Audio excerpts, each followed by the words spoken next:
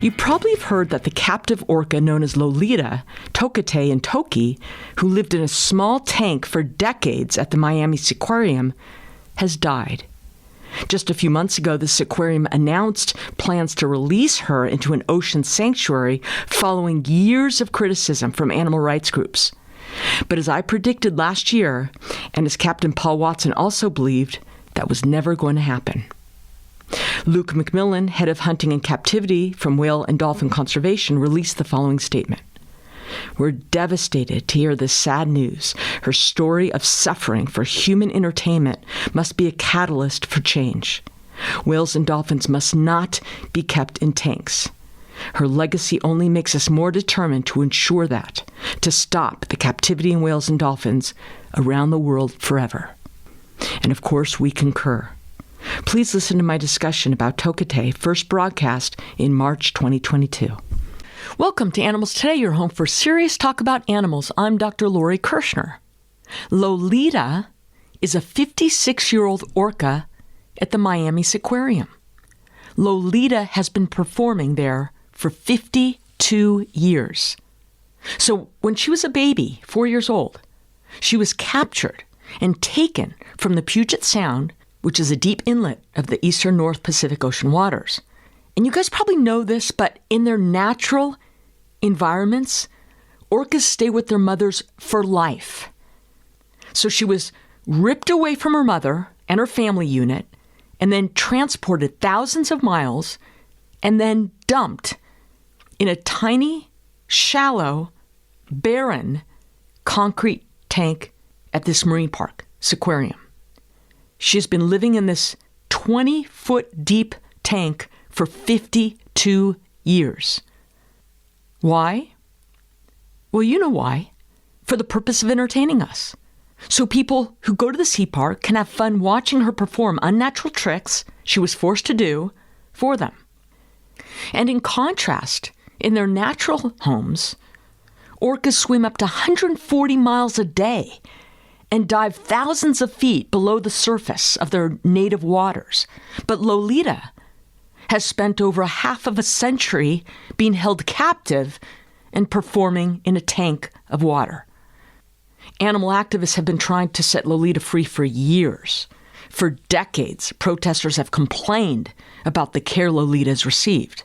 And members of the Lumi Nation, the Pacific Northwest indigenous people, have been lobbying for years to bring Lolita home to a seaside sanctuary near waters where she was captured back in 1970 and where her family still swims today. 1970 is when she was ripped away from her environment and her family. So here's the news.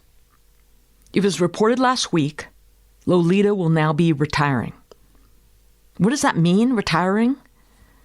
For now, all it means is that Miami Seaquarium will no longer stage shows using her.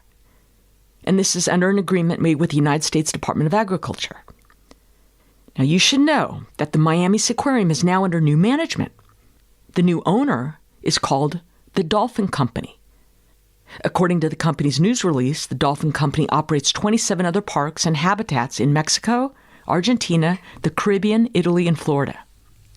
According to NPR, MS Leisure, a subsidiary of the Dolphin Company, said as it announced the completion of its Seaquarium acquisition that Lolita and a companion white-sided dolphin, Lee, will no longer be exhibited under its new license with the United States Department of Agriculture. So what's going to happen? What's going to happen to Lolita? And how about the other 70-plus marine mammals at the Miami Seaquarium? And how long do we want to continue holding animals in captivity?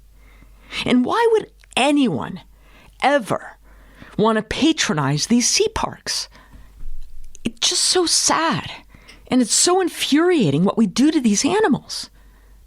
Attorney Jared Goodman of PETA said, PETA is calling for this to be the first step toward releasing Lolita and Lee, that's the dolphin sharing the tank with Lolita, to a seaside sanctuary before this long-suffering orca ends up dying in the same cramped tank she's been confined to for over half a century. It stated in a PETA press release last week, Lolita is reportedly suffering from pneumonia and is in danger of not receiving adequate care. The current attending veterinarian, Shelby Loss, reportedly possessed no orca experience when she was hired in 2019.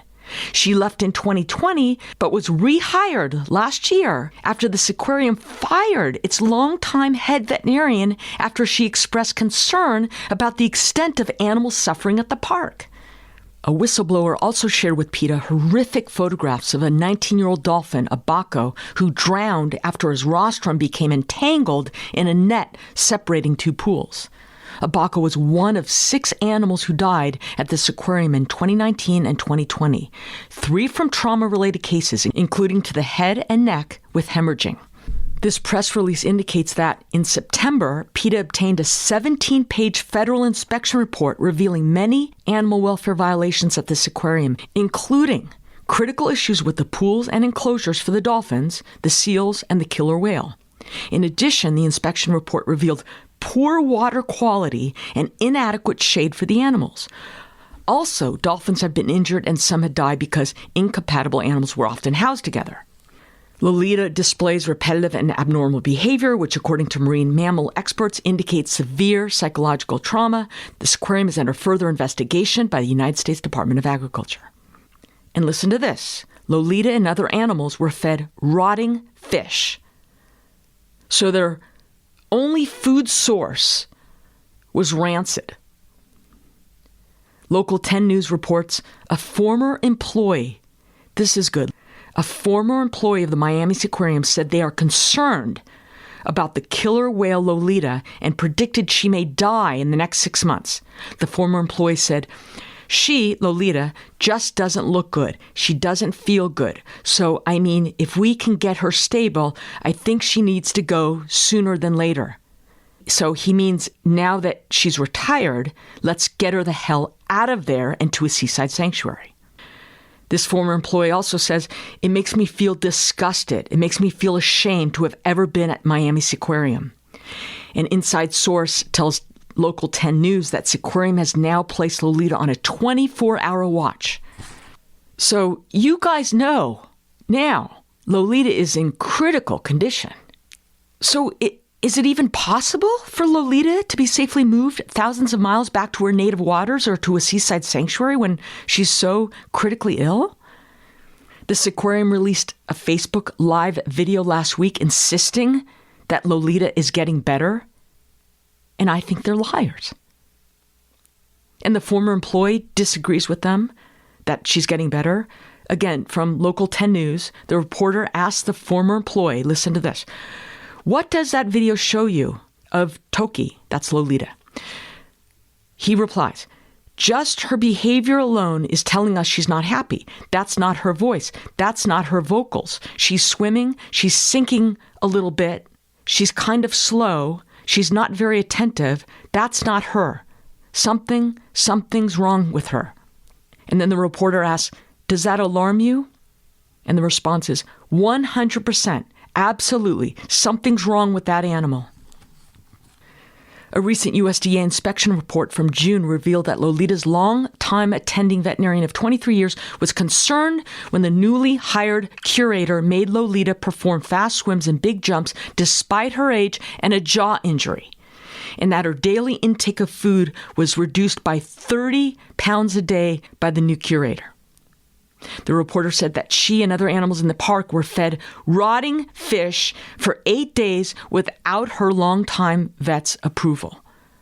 The former employee claims that Toki's health has been steadily deteriorating for the past year. Quote, "I bet she'll die in the next 6 months. I don't think she'll make it that much longer." A source told the news that the doctor that is taking care of Lolita now has barely 6 years of veterinary experience and has never worked with orcas. So the big news here is that Lolita, the 56-year-old orca, is retired. Animal advocates, of course, were hoped that given the findings in the inspection report from the USDA, the federal government will support her relocation. But I don't know. I think they're just going to wait it out until she dies. And even if they approve relocating her in her critically ill state, Would she survive that transport? These injuries, these illnesses, these deaths of marine mammals at sea parks happen all the time. You're not going to hear about it all the time, but I'm telling you, these animals are constantly suffering and frequently dying in the parks. And if taking babies from their families is not bad enough, and then transporting them, have you ever wondered or asked yourself how these marine mammals, orcas, dolphins, get from the oceans into the marine parks? Most people don't want to know the process by which these animals are captured and transported. The group called Last Chance for Animals, I love this organization. Love them. On their website, on their page about marine parks, injuries that often occur in marine parks include dorsal fin collapse, also known as drooping fin syndrome, due to low water levels, skin peeling off as a result of overchlorinated water, eye irritation caused by chlorine, copper sulfate, and other tank chemicals, stress-related injuries and deaths. Stress-related deaths are common. Some animals even commit suicide by crashing into the side of the tank repeatedly, thereby shattering their skulls. Others are given antidepressants so that the audience will not see their despair. It says here, marine parks are like prisons to marine mammals. They're like prisons. What can you do? What can you do to help? Don't visit marine parks. Don't take your family to marine parks. Don't support this cruelty. It's easy.